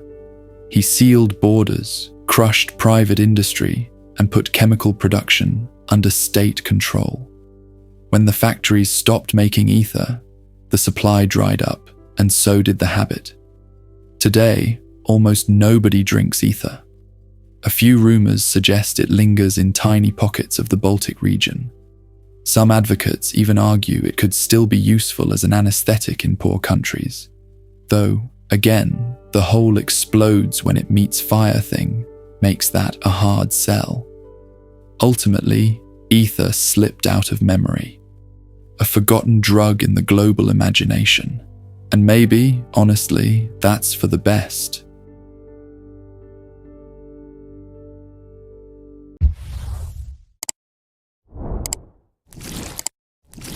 This video is sponsored by you. I'd really appreciate it if you hit subscribe and like while you're at it. Thanks. Fascism is one of the most dangerous forces in history, but it's also one of the most misused words in modern politics. In America especially, the term gets thrown around carelessly, slapped onto partisan insults or flashy headlines. That kind of reckless use isn't just lazy, it's harmful.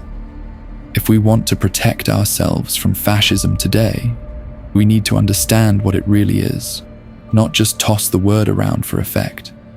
Only by identifying it clearly and honestly can we hope to keep it out of our systems of power. So let's begin. Short disclaimer, I hope you enjoy this video essay, whether you're listening on YouTube, Spotify, or elsewhere. The visuals are just here to support the experience, so feel free to just listen and engage with the ideas while you relax, study, or even fall asleep, or enjoy the artworks while you listen. If you like my content, please like and subscribe. It really helps me out for free. Share your ideas for the next essay in the comments. Thank you. Let's continue.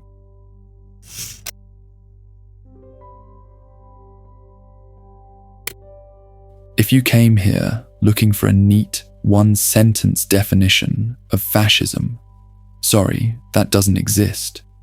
Fascism can't be captured in a slogan. The historian Roger Griffin probably came the closest when he described it as a political ideology with a mythic core, a rebirth of the nation through populist ultranationalism. It's elegant, yes, but it's also abstract. That definition alone won't help you point at a modern regime and say with confidence, that's fascism. Historians have struggled for decades to lock down a perfect definition, and with good reason. Some people start with etymology, the Italian word fascio, meaning a bundle of sticks. The idea being one stick breaks easily, but bound together, they're unbreakable. That's unity, that's strength, and sure, that imagery fits fascism, but it also fits a dozen other political systems. Unity is the goal of almost every form of governance, so the metaphor doesn't get us very far. Another trap is defining fascism only by the specific regimes that embodied it, like Mussolini's Italy or Hitler's Germany. That's like saying the American Electoral College is democracy. It's not. It's one method within a larger framework. Likewise, fascism isn't just the policies of Mussolini or the brutality of the Nazis. It's the underlying ideology that those regimes share, even if they looked different in practice. And that's the key. Fascism isn't a rigid box, it's a framework. Think of it as a set of recurring traits that show up wherever fascist movements rise. Nazism and Italian fascism weren't identical, but they were both undeniably fascist. At its core, fascism is extreme nationalism, an obsession with the greatness of one's nation. That makes it slippery to pin down, because every nation has its own culture, values, and myths. A fascist dream in England would look nothing like a fascist dream in Mexico. Democracy, by contrast, tends to look similar wherever it appears. Fascism always reshapes itself to fit the nation it grows in. Unlike Marxism, which works toward a classless society, or anarchism, which aims for a stateless one, fascism doesn't have a single clear end goal. Its rallying cry is vague but emotionally charged, the rebirth of national greatness. Fascist movements are defined less by what they stand for and more by what they stand against. They are anti-liberal, anti-democratic, anti-Marxist, anti-capitalist. The list goes on. But what they support, that's often left deliberately vague, shifting depending on the movement. This is why fascism can feel so hard to pin down. Its methods, silencing opposition, glorifying the state, using violence, also appear in plenty of non-fascist regimes. Just because a government censors critics doesn't make it fascist, even if fascists often use that tool. Still, fascism can be identified. The patterns are there, and historians have mapped them out. One of the most useful attempts comes from Stanley G. Payne in his book, Fascism, Comparison and Definition. Instead of forcing the concept into a single sentence, Payne offers a framework, a table of recurring traits, that captures fascism far better than any slogan could. At its heart, fascism is built on a utopian vision of radical nationalism. It promises rebirth, purity, strength, and unity. With that foundation laid, let's dig deeper. Fascism beats with one heart, the dream of a nation reborn. It promises not just improvement, but transformation. A society remade, united by blood, culture, and destiny. In this vision, the nation sheds its past limits and rises into something entirely new, capable of greatness no previous order could achieve. This isn't just about reshaping life within the nation. It's also about redefining how the nation relates to the world. Sometimes that means imperial expansion, but it doesn't always. What it always requires, though, is an authoritarian state unlike any that came before it. In fascism, the people must bend to the party. Economically, fascism rejects Marxism's dream of a classless society. Instead, it preserves hierarchy, placing value on elites, though not the traditional elites of liberal democracies. Fascists install their own chosen class of decision-makers, regulating the economy tightly while allowing multiple classes to exist. There's no single fascist economic model. Different regimes use different systems. Violence, however, is non-negotiable.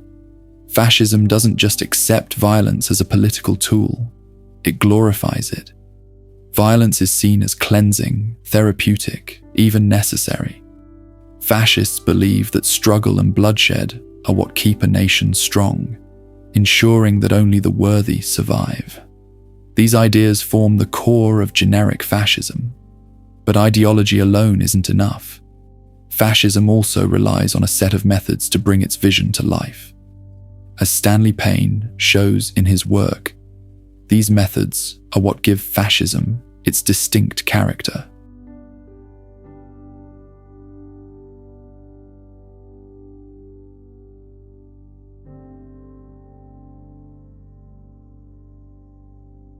First is mass mobilization.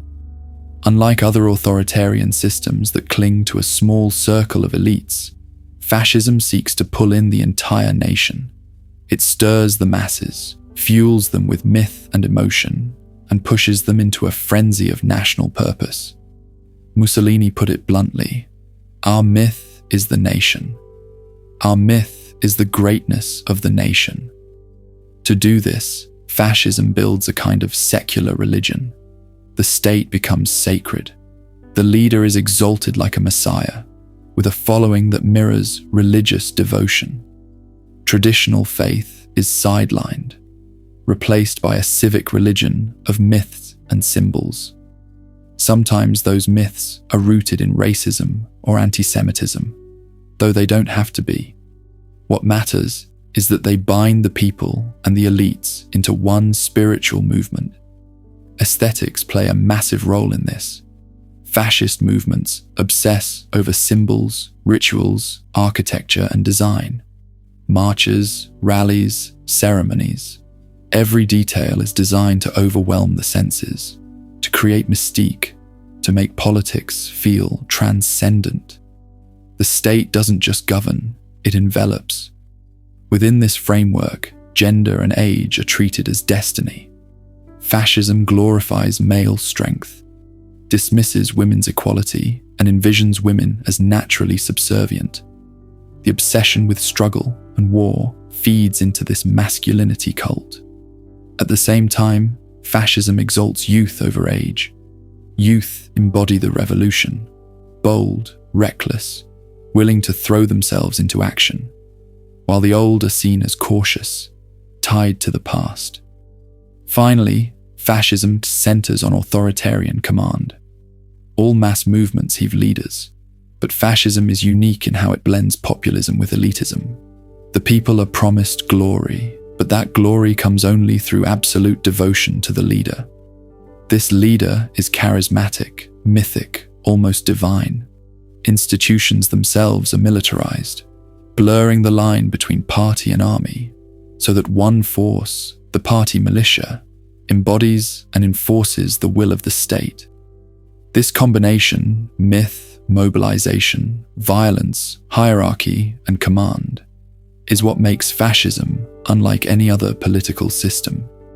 It isn't just politics, it's a movement, a faith, a way of life. The fascist militia wasn't just an arm of the state, it was a symbol.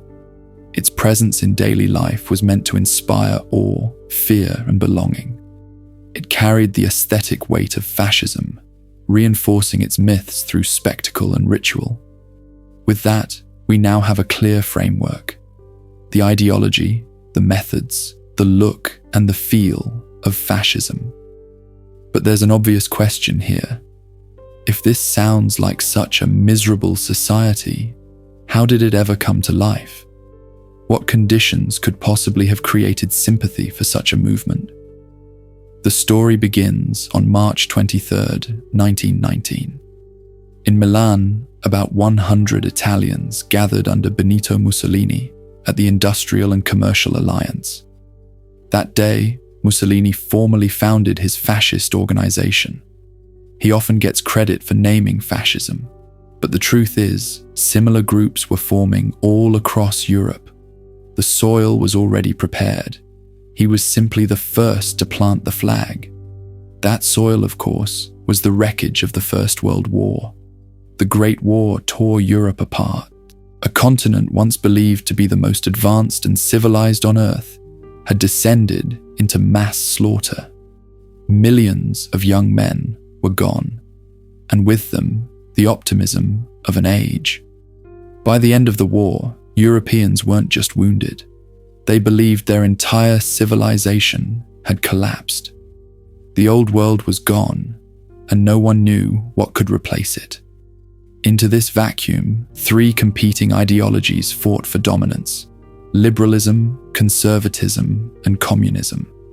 Liberals, led by figures like US President Woodrow Wilson, argued for national self-determination and international peace through cooperation. Conservatives remained cautious, leaning on traditional power and armed force to maintain order.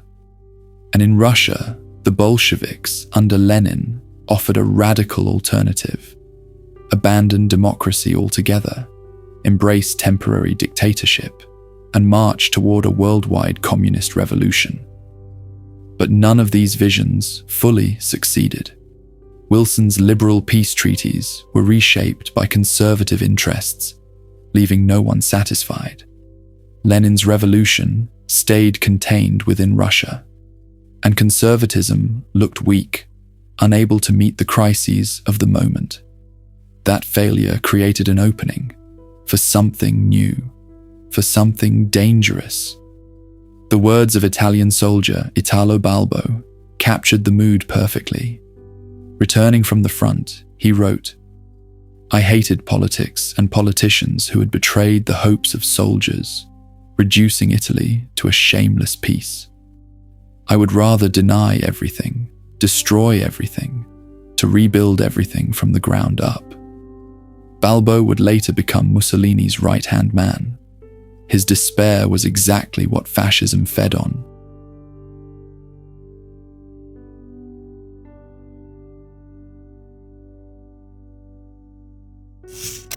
Fascism promised strength, clarity, and rebirth. Where liberals wanted peace, fascists glorified war as cleansing. Where conservatives clung to the past, fascists demanded revolution. And where communists preached class struggle, fascists replaced it with national struggle. The pure against the impure, the united against the divided, the alien, the outsider, the unfit. All had to be eliminated so that the nation could rise stronger and more unified. But war alone didn't create fascism. Culture and philosophy played a role too. The values of liberty, reason, and harmony, the cornerstones of Enlightenment Europe, were increasingly under attack. Intellectuals and writers had been questioning them for decades, and their ideas provided fertile ground for fascist thought. Philosopher Friedrich Nietzsche is often called the intellectual grandfather of fascism. His writings were not fascist in themselves, but they carried a raw, defiant energy. God is dead. Christianity is weak. Science is false. Modern society is collapsing. To disillusioned Europeans, Nietzsche's bleak independence of spirit felt like prophecy, and fascists eagerly adopted his words as fuel. But if Nietzsche gave them the mood, Georges Sorel gave them the mechanism. Sorel wrote about the power of the grand myth, a story so compelling it could inspire people to act far beyond their ordinary limits. A myth, he argued, could drive entire revolutions. For Mussolini and other early fascists, this was gold. Fascism itself became the myth, the rebirth of the nation, the greatness of the people. And then there was Gustave Le Bon, who in 1895 published The Crowd, a study of the popular mind. Le Bon examined how individuals lose themselves in crowds, swept away by collective emotion. His work revealed how masses could be manipulated, molded, and turned into movements. Fascists took note. Together, these cultural forces gave fascism its intellectual spark. War provided the fuel, but philosophy struck the match. In this book, Le Bon explores how passion can drive crowds to act in ways that defy reason, and how this psychology makes them frighteningly easy to manipulate. At the time, politics was becoming more populist. Ordinary people were entering the arena, and whoever could command the crowds could wield enormous power. It's easy to see why this was so tempting to the early fascists. Meanwhile, Freudian psychology was spreading into popular culture. Freud revealed how the subconscious could push people into irrational actions, chipping away at the old liberal idea that humans were rational creatures who could simply choose the best policies for themselves. If the mind itself was prone to chaos, how could democracy ever be trusted? Other writers were also rethinking traditional values. especially ideas of race and nation. Charles Darwin's cousin, Francis Galton, argued that humanity could be improved by letting only the best reproduce. He even coined a new word for it: eugenics. That single idea would later feed the twisted theories of master races, including the Aryans, who, for the record, aren't even a real race. And then there was fear. Fear of community collapse. Cities were swelling, immigration was rising, and people were becoming more individualistic. Without shared bonds, life felt empty, aimless.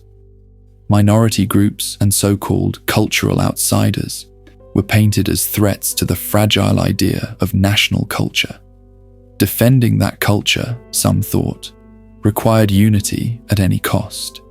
Nationalism became the solution. There was also fear of decadence. Author Oswald Spengler argued that civilizations, like people, had life cycles. Europe, he claimed, had left its creative golden age and entered a shallow age of money and materialism. He dreamed of a revolution led by a heroic Caesar-like figure who would save Germany and Europe from decline. So you had a political shift, from elitist rule to mass participation. You had fear of community breakdown, fear of lost identity, and disillusionment with modern values. But it's misleading to claim fascism was some inevitable product of these intellectual trends. To cherry-pick Nietzsche, Sorel, or Le Bon and label them precursors to fascism isn't honest. It flattens history, takes their work out of context, and, ironically, mirrors what the fascists themselves later did. Because the truth is, fascists weren't the only ones who drew on these thinkers. Nietzsche inspired the left and the right alike. Spengler, the decline of Europe guy, despised Hitler. The Nazis loved quoting the poet Stefan George, but one of George's closest students, Klaus von Stauffenberg, literally tried to assassinate Hitler in 1944. The works of intellectuals may have given fascism a place to breathe, a room to exist in, but they didn't create it. You can't map a straight line to fascism, because fascism isn't rooted in logic at all. It's rooted in raw feeling.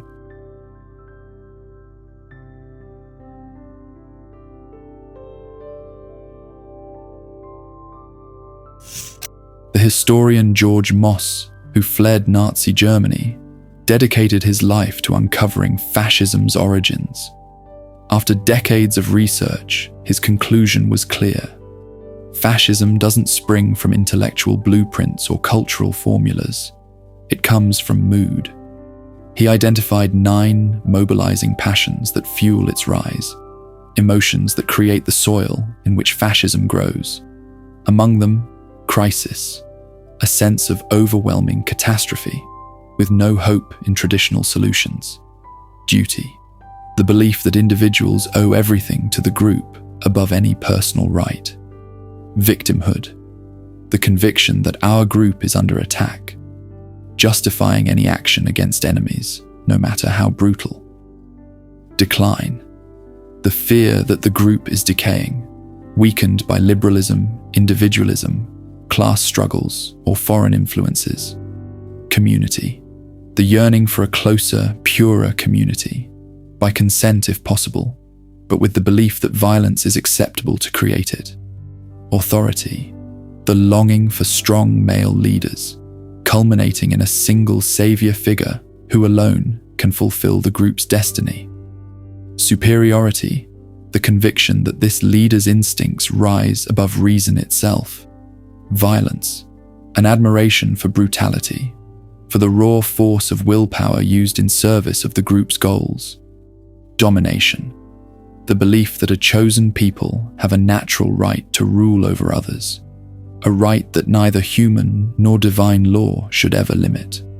Together, these 9 passions, Mossy wrote, gave fascist movements their fuel. Logic alone cannot explain them, because fascism was never about logic. It was, and always is, about feeling. And it is this emotional core that explains fascism's lasting shadow. For better or worse, it struck humanity harder than perhaps any other modern movement, leaving behind both catastrophic destruction and an indelible mark on our collective spirit. Today, we are so wary of fascism that we toss the word around recklessly, branding anything that feels authoritarian as fascist. In a way, this is the twisted triumph of fascism itself. The word is everywhere, but its meaning is slipping away. And here lies the danger. When everyone is a fascist, then no one is. And in that confusion, the real fascists are free to hide. They slip through the cracks, duck under the crossfire, and quietly build power by exploiting the same emotional forces that gave life to past regimes. The monster of fascism is not dead, but the first step to killing it is simple. We must learn to recognize its face